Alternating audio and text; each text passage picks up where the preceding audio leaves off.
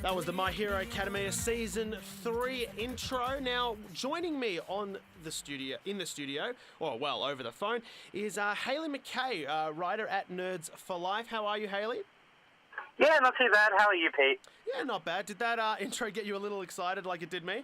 yeah, just a little. Huge fan of My Hero Academia. It's probably one of my favorite mangas that are being produced at the moment. So,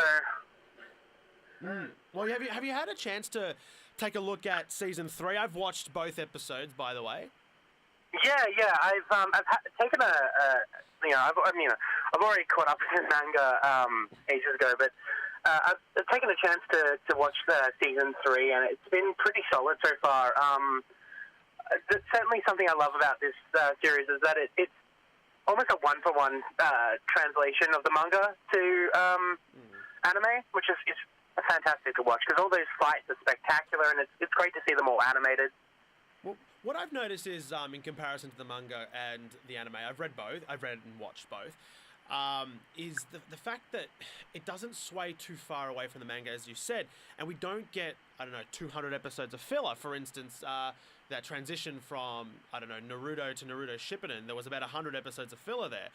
We don't get that in My Hero Academia. No, we don't. We get concise stories that arcs that take only 12 episodes each, and there's enough time between seasons that Hirokoshi-san can get as much out there as possible, so that he's well and truly ahead. Which is great to see, because I think that's one of the problems with the Naruto series and like One Piece and stuff. At times it's like we're caught up to the manga, now we've got to bullshit our way through this. How are we going to do this? At least Naruto's wasn't too bad. I mean, there was some filler that were horrible, like all those ones with that ninja ostrich, and then there was the ones with that Mecha Naruto one. Man, that one was bad. Mecha Naruto. Boruto. 90% of the series has been filler. But I have to admit, there was some good filler, like the one where they were trying to get Kakashi's mask off. I think there was 3 or 4 episodes of that throughout the series. I actually really enjoyed that. Yeah. I mean, it's always hit and miss with filler, because it's like, how can we best capture the series? And sometimes they do really well, and then sometimes they do fucking horribly. Ninja Ostrich, and there's a bunch of stuff in Bleach that's just absolute garbage. Don't even get me started on Bleach. Don't even get me started. But yeah, I'll be certainly excited for the next few episodes of Hero Aka when they come out, because we're going to finally see post-Stain villain society, where these new ideology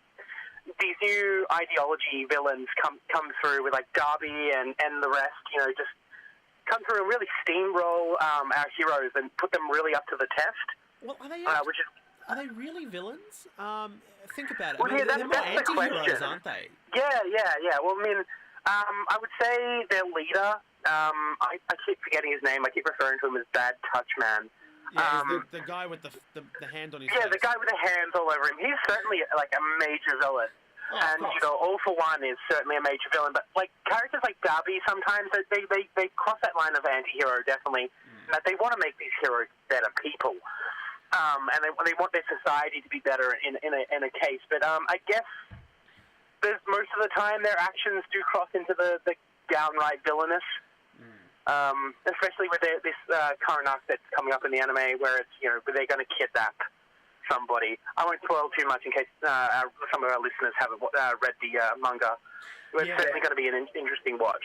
Yeah, well, we'll keep it to the anime for now. I do have a couple of questions. Now, you watched, I watched episode 2 of season 3. And the first thing that, I instantly noticed was the fact that, the quirks of the young kids have really diminished. To the point where we've seen improvement in their teamwork. We've seen improvement in the way they use their quirks, their stamina.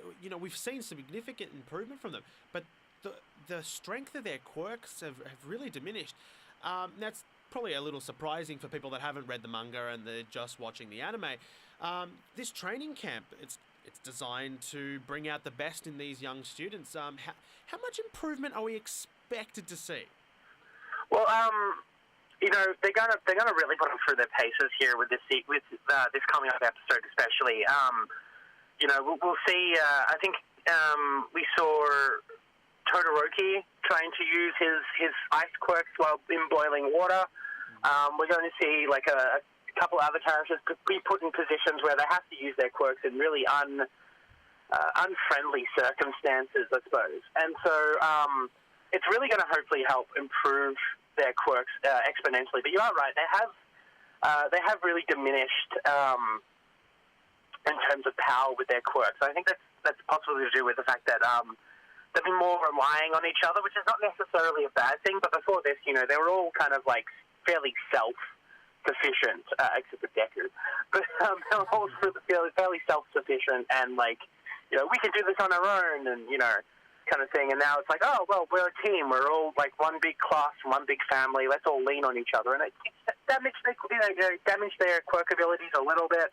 But this training camp will definitely get them up to speed, as we've seen in the previews for episode 3.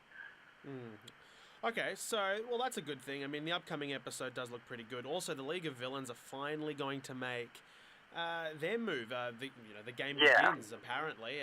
So I'm kind of curious to see how much of an impact they will make in the upcoming episode. We don't know exactly. Most likely we'll see them come in at the end.